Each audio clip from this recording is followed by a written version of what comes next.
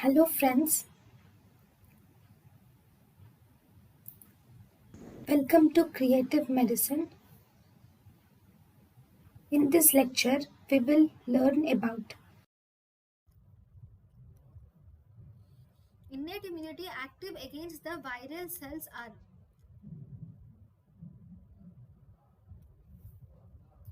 NK cells is the innate immunity which is active against the viral cells.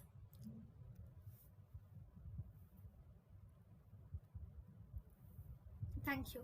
So if you see NK cells will possess the cytotoxicity activity against the viruses, and they also possess cytotoxicity activity against the malignant cells. They are not antibody dependent and they are not MHC restricted. Thank you. All of the following are a part of innate immunity except innate immunity includes complement, macrophages, and NK cells. T cells are actually the acquired immunity or adaptive immunity. Thank you.